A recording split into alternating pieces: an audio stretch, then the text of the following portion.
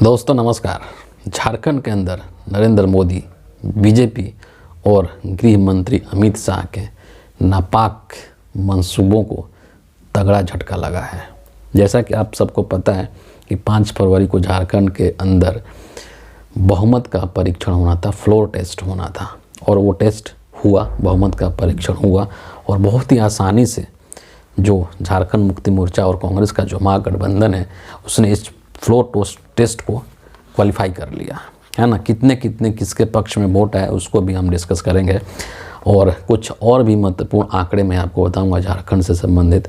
लेकिन जो सबसे महत्वपूर्ण इस पूरे सेशन का चीज़ रहा वो हेमंत सोरेन का भाषण रहा। अपने भाषण के दौरान हेमंत सोरेन ने न सिर्फ केंद्र की मोदी सरकार पे कटाक्ष किया, उन पर करारा हमला किया, बल्कि देश की जो केंद्रीय जांच एजेंसियां हैं उन पर भी उन्होंने तंज कसा, पत्रकारों को भी उन्होंने लपेटे में लिया और भी बहुत कुछ उन्होंने अपने भाषण के दौरान कहा है। उसका कुछ हिस्सा, एक निचोड़ जो है मैं आपको इस वीडियो के माध्यम से ज़रूर आपसे शेयर करूंगा। लेकिन सबसे पहले हम लोग थोड़ा सा आंकड़ों को देख लें। अभी जो फिलहाल झारखंड के अंदर जो असेंबली है उसकी जो कुल क्षमता है वो 80 की है और इसमें बहुमत के लिए 41 विधायक की ज़रूरत पड़ती है ना। जो वोटिंग हुआ तो वोटिंग के दौरान जो महागठबंधन है झारखंड मुक्ति मोर्चा का, इंडियन नेशनल कांग्रेस का, आरजेडी का और सीपीआई एमएल का, इनका जो कुल वोट 48 पड़ा। इसमें से जो 29 हैं वो झारखंड मुक्ति मोर्चा के हैं, कांग्रेस के 17 हैं, आरजेडी के 1 विधायक और सीपीआई एमएल के 1 विधायक। इस तरीके से जो कुल आंकड़ा बनता है 48 का बनता है। लेकिन इसमें से जो 1 विधायक हैं रामदास सोरेन, बताए जाते हैं कि ये जो है इनकी तबीयत बहुत ज़्यादा ख़राब थी और ये आने में सक्षम नहीं थे, इसीलिए ये मतदान में शामिल नहीं हुए। तो इस महागठबंधन के पक्ष में कुल जो है 47 विधायकों का समर्थन प्राप्त हुआ। बहुमत के लिए 41 चाहिए था, है ना। तो इस तरीके से बहुत आसानी से ये जो है इस बहुमत परीक्षण को इन्होंने पास कर लिया। दूसरी तरफ अगर हम बीजेपी की बात करें तो बीजेपी के पक्ष में सिर्फ और सिर्फ 29 विधायक थे। सोचिए आप कि कहाँ 29 और कहाँ 41, है ना। मतलब 12 का फासला है। लेकिन नरेंद्र मोदी, अमित शाह और बीजेपी जो है वो सोच रहे थे कहीं ना कहीं कि झारखंड मुक्ति मोर्चा के या कांग्रेस के कुछ विधायकों को हम लोग पैसे के बल पर खरीद लेंगे।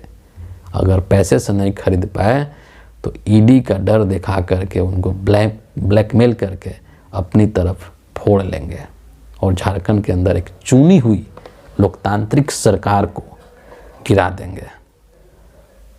ये इनका नापाक मंसूबा था। लेकिन आज जो है उस नापाक मंसूबे पर पानी फिर गया और पूरे देश ने ये देखा।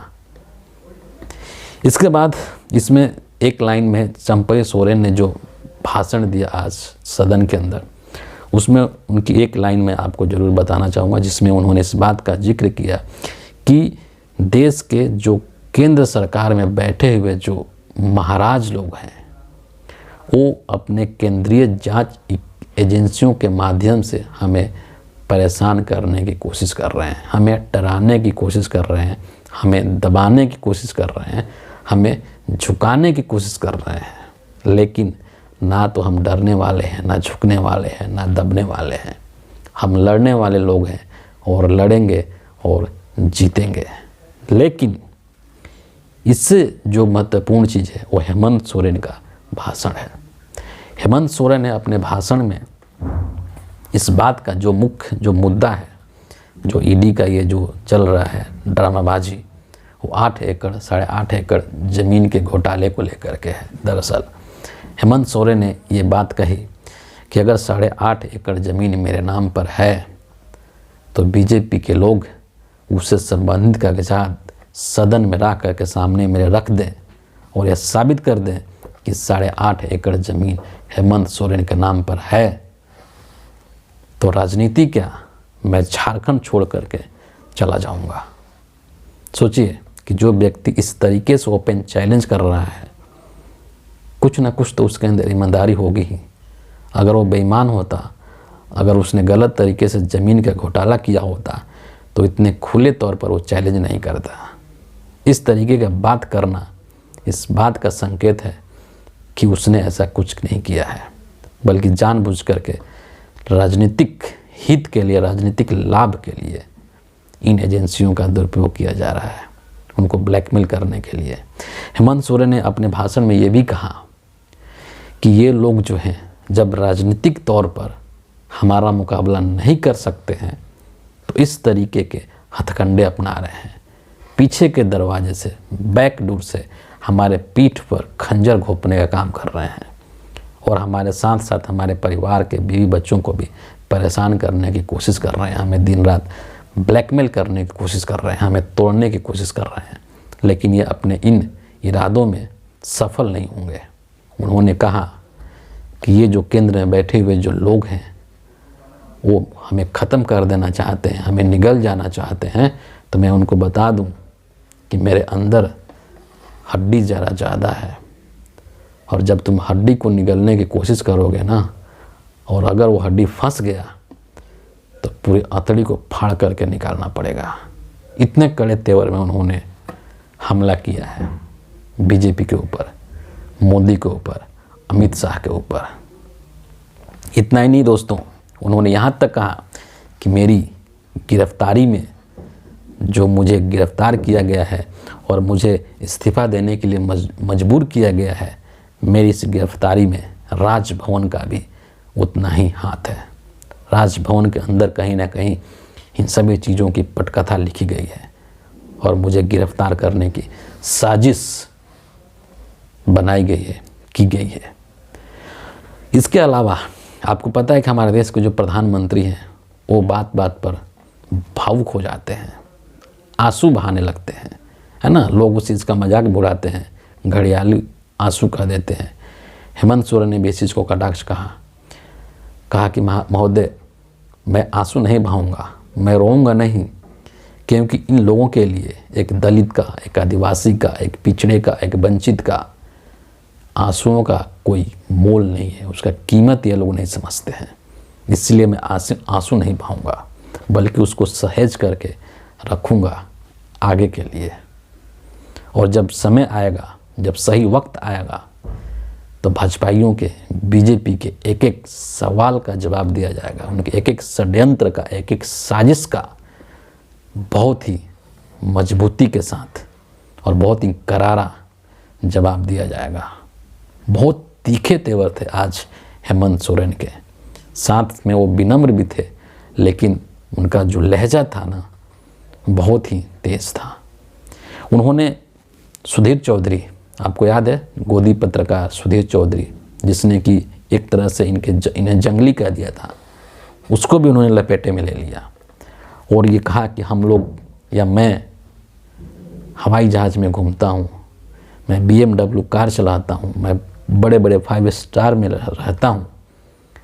इन लोगों को ये चीज़ बर्दाश्त नहीं है, इन लोगों को ये चीज़ देखा नहीं जाता है और इन लोगों का अगर बस चले तो ये हमें दोबारा जंगल में भेज दें। इन्हें दुख होता है हमारी समृद्धि को देख करके, इन्हें ये देख करके दुख होता है कि कैसे एक दलित, एक पिछड़ा, एक आदिवासी समाज के मुख्य धारा में आ रहा है। ये हमें अछूत समझते हैं, इसीलिए हमें वापस जंगलों में भेज देना चाहते हैं। और इस तरीके से उन्होंने सुधीर चौधरी के ऊपर करारा तंज कसा है। इतना ही नहीं, जो केंद्रीय जांच एजेंसी है ED, उनको भी लेकर के उन्होंने बहुत सारी बातें कही है, लेकिन उसमें से एक जो सबसे महत्वपूर्ण बात उन्होंने जो कही है वो ये है कि ये जो जांच एजेंसियां हैं, जो ED के लोग हैं, इसी देश के अंदर बड़े बड़े लोग, उनका इशारा नीरव मोदी, विजय माल्या जैसे लोगों की तरफ था कि ऐसे लोग जो हजारों करोड़ों रुपया का घपला घोटाला कर लेते हैं, लेकिन ये ED वाले उनका कुछ बिगाड़ नहीं पाते हैं। वो मौज कर रहे हैं, जा कर के विदेश में रह रहे हैं, मज़े से रह रहे हैं। क्यों? क्योंकि कहीं ना कहीं उनको सरकार का संरक्षण प्राप्त है। इसीलिए इन जांच एजेंसियों की हिम्मत नहीं होती है कि जा कर के उनसे एक सवाल पूछ लें। ये सिर्फ इतना ही कर सकते हैं कि हम जैसे जो दबे कुचले लोग हैं, जो गरीब हैं, आदिवासी हैं, मजदूर हैं, किसान हैं, उन्हीं को जा कर के ये परेशान करते हैं, और वो भी बेबुनियाद तौर पर, फर्जी आरोप लगा करके, झूठे आरोप और मुकदमा लगा करके यही कर सकते हैं ये ईडी वाले। यही इनकी हैसियत है, यही इनकी औकात है। उन बड़े बड़े लोगों की जांच करने की औकात इनकी नहीं है। और ये बात बिल्कुल सत्य प्रतीत होती है, कई मौक़ों पर सत्य प्रतीत होती है अगर आप देखें तो। इन सब चीज़ों के अलावे उन्होंने अपने पूर्वजों को भी याद किया। आपको पता है कि देश के आज़ादी में, देश के स्वतंत्रता संग्राम में किस तरीके से जनजातीय लोगों ने अंग्रेज़ों से लड़ाई लड़ी थी। चाहे वो बिरसा मुंडा हो, चाहे सिद्धू कानू हो, चांद भैरव हो, है ना, जयपाल सिंह मुंडा हो, इन सभी लोगों ने लड़ाई लड़ी है और अंग्रेज़ों को मात दिया है। उन्होंने इस चीज़ का भी जिक्र किया कि हमारे पूर्वजों ने लड़ाई लड़ी है, हमें लड़ना आता है और लड़ करके जीतना भी आता है, तो हम इनसे भी लड़ेंगे और जीतेंगे। साथ ही साथ उन्होंने कहा, एक खुला चैलेंज, एक ओपन चैलेंज कहा कि हम इन लोगों से हर तरीके से लड़ने के लिए तैयार हैं, चाहे वो राजनीतिक लड़ाई हो, चाहे वो कानूनी लड़ाई हो, या फिर जंग मैदान में जो भी लड़ाई लड़ना चाहते हैं, हम उस चीज़ के लिए तैयार हैं।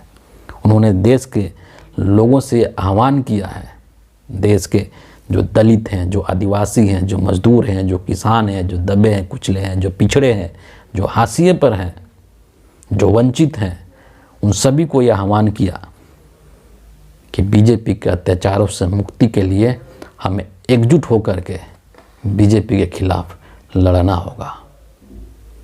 एक आंकड़ा मैं आपको यहाँ पर ज़रूर बताना चाहूँगा कि देश के अंदर, हिंदुस्तान के अंदर जो एसटी है, ट्राइबल्स की जो आबादी है वो लगभग 8.5% के पास है। झारखंड के अंदर जो ट्राइबल्स की आबादी है वहाँ के कुल पॉपुलेशन का तकरीबन 26% है, 26% से ज़्यादा है। और ये 2011 का आंकड़ा है, 2024 आ चुका है, अब तो और बढ़ गया होगा क्योंकि उसका ऑफिशियल डेटा कोई अभी तक आया नहीं है। मोदी जी ने जनगणना कराया ही नहीं है। लोकसभा की जो 45 सीटें ऐसी है जो कि एसटी के लिए रिजर्व कैटेगरी में आती है। और नरेंद्र मोदी जी ने सत्ता की लालच में, चुनाव जीतने के लालच में झारखंड के आदिवासियों के साथ जो पंगा लिया है, इनका खामियाजा इनको लोकसभा के चुनाव में भुगतना पड़ेगा। झारखंड सरकार को अस्थिर करने की जो कोशिश इन्होंने की है 2024 के चुनाव में, ये कोशिश इनको महंगा पड़ सकता है। क्योंकि कहने को झारखंड एक छोटा सा राज्य है जहाँ पर लोकसभा के लिए सिर्फ 14 सीटें हैं, लेकिन देश के तमाम राज्यों में आदिवासियों की संख्या है, चाहे वो झारखंड हो, चाहे पश्चिम बंगाल हो, छत्तीसगढ़ हो, तेलंगाना हो, तमाम जगहों पर। और इस पूरे प्रकरण के माध्यम से हेमंत सोरेन ने पूरे देश के आदिवासियों को एकजुट कर दिया है, एक मंच पर, एक छत के नीचे ला करके खड़ा कर दिया है। और इसका एक बेहतरीन और खूबसूरत नज़ारा जो है रांची के अंदर देखने को मिला, जब रांची के मोराबादी ग्राउंड में आदिवासी का एक विशाल सम्मेलन हुआ। उसके अंदर यह नारा लगा कि जेल का ताला टूटेगा, हेमंत सोरेन जुटेगा। उनके साथ एक पूरी की पूरी एक हुजूम है, सभी आदिवासी समुदाय के लोग उनके साथ खड़े हैं। और इसीलिए जो सोच करके नरेंद्र मोदी ने, अमित शाह ने यह चाल चली थी, ये सोच इनके ऊपर उल्टा पड़ने वाली है, ऐसा प्रतीत होता है। क्योंकि हेमंत सोरेन कहीं ना कहीं सफल हो रहे हैं सभी लोगों को एकजुट करने में, अपने आदिवासी समुदाय को एकजुट करने में सफल हो रहे हैं। और उनको ये समझाने में सफल हो रहे हैं कि देखो, जो केंद्र की सरकार है, जो मोदी की सरकार है, वो किस तरीके से हम जैसे आदिवासियों के खिलाफ है, हम जैसे आदिवासियों के विकास को वो बर्दाश्त नहीं कर पा रहे हैं। ये चीज़ लोगों के मन में, लोगों के मस्तिष्क में डालने में हेमंत सोरेन को सफलता मिलता हुआ दिख रहा है। और यही चीज़ नरेंद्र मोदी के ऊपर भारी पड़ने वाला है 2024 के लोकसभा चुनाव में। अब जब ये बहुमत परीक्षण हो चुका है, चंपई सोरेन नए मुख्यमंत्री बन चुके हैं, तो इस मौके पर विपक्ष के, इंडिया अलायंस के जितने भी लोग हैं, उन सभी लोगों ने खुशी जाहिर की है। आपको मैं ये भी बता दूं कि अभी जो भारत जोड़ो न्याय यात्रा है राहुल गांधी की, वो झारखंड में ही है ना। और राहुल गांधी ने इस मौके पर ट्वीट करके जो चीज़ बोली है वो मैं ज़रूर आपको बताना चाहूँगा। राहुल गांधी ने कहा है कि हेमंत सोरेन जी ने आज विधानसभा में बहुत मार्मिक बात कही है। हम जंगल से बाहर आए, इनके बराबर में बैठ गए तो इनके कपड़े मैले हो गए। ये बात भी इन्होंने अपने भाषण में बोला है। यह सिर्फ एक बयान नहीं है, पूरे आदिवासी समाज की संयुक्त पीड़ा है। प्रदेश में एक आदिवासी मुख्यमंत्री है, यही बात भाजपा को बर्दाश्त नहीं हो रही है। आज झारखंड ने पूरे देश को यह संदेश दिया है कि जनता की ताकत को डराकर झुकाया नहीं जा सकता है। यह गरीबों और आदिवासियों की एकता की जीत है। आप सभी को बधाई। और इतना ही नहीं, विपक्ष के, इंडिया अलायंस के जितने भी नेता हैं, चाहे वो अखिलेश यादव हों, चाहे तेजस्वी यादव हों, चाहे अरविंद केजरीवाल हों, सभी लोगों ने झारखंड सरकार को बधाई दिया है, हेमंत सोरेन को बधाई दिया है, उनके जज्बे को बधाई दिया है। जिस दिलेरी के साथ उन्होंने इन सभी चीज़ों का सामना किया है, उस चीज़ का बधाई दिया है। और ये वाकई में इस देश के सामने एक बहुत बड़ा एग्जाम्पल सेट किया है एक आदिवासी मुख्यमंत्री ने, जो कि इतनी ताकतवर लोगों के सामने झुका नहीं। तभी तो जब ऐसे लोग इतनी दिलेरी के साथ काम करेंगे, तभी इस देश के अंदर लोकतंत्र बचा रहेगा। फिलहाल इस वीडियो के लिए इतना ही है। आप सभी का बहुत बहुत धन्यवाद।